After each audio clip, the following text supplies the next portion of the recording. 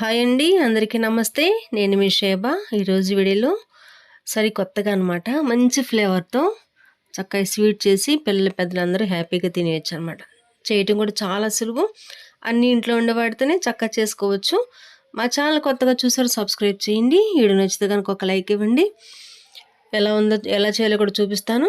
చూడండి ఎంత నీట్గా ఎంత బాగా వచ్చిందో ముక్క కూడా చక్కగా ఎలా చేసుకోవచ్చు అనమాట. ఎలా చేయాలో కూడా చూద్దాం. వీడియోలోకి వెళ్ళిపోదాం. ముందుగా ఒక చిన్న గిన్నెలోకి కొంచెం నీళ్ళు తీసుకున్నాను. చూడండి, సగం వరకు నీళ్ళు తీసుకున్నాను. దానిలోకి 1 స్పూను కస్టర్డ్ పౌడర్ అన్నమాట.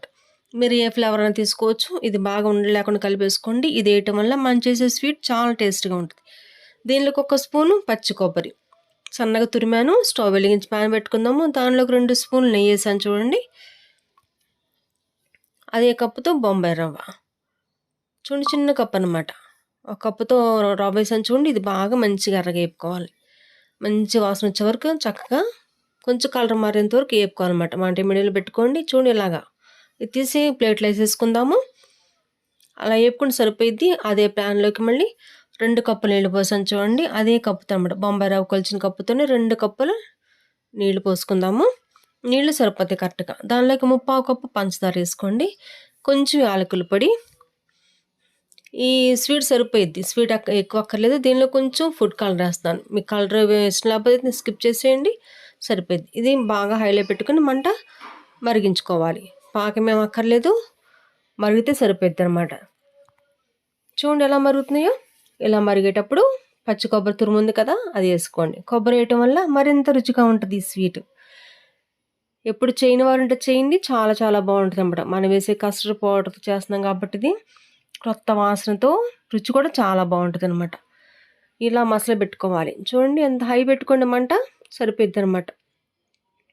ఇలా మరుగుతున్నప్పుడు మనం కస్టర్డ్ పౌడర్ కలుపుకున్నాం కదా, ఇది ఒక్కసారి మొత్తం బాగా కలుపుకొని స్పూన్ పెట్టి అడుగును పేరిగిపోకుండా పోసేసుకుంటే నీళ్ళల్లో పంచదార పాకంలో పోసుకొని దగ్గర పడదు, కొంచెం దగ్గర పడదు, చిక్కగా అవుతుంది అనమాట కొంచెం.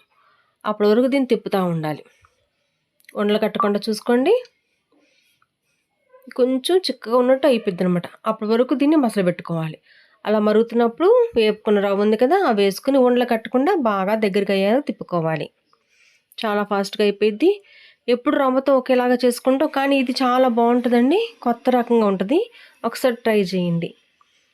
ఇలా దగ్గరికి అయిన తర్వాత 1 స్పూన్ నెయ్యి వేసుకుంటే ఇంక ఇది రెడీ అయిపోయినట్టు. ఇంకా బాగా తిప్పుకోవాలన్నమాట. మంట మీడియంలో పెట్టుకోండి. ప్యాన్ విడిచిపెట్టేంత వరకు బాగా తిప్పుకొని నెయ్యి రాసుకున్న ప్లేట్లోకి మనం దీన్ని తీసుకోవాలన్నమాట.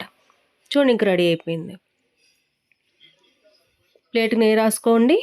దానిలోకి తీసుకొని స్పూన్ పెట్టి బాగా అది వేసుకోవాలి. సమానంగా నొక్కున్నాం అనుకోండి, స్పూన్కి నెయ్యి రాసుకోండి.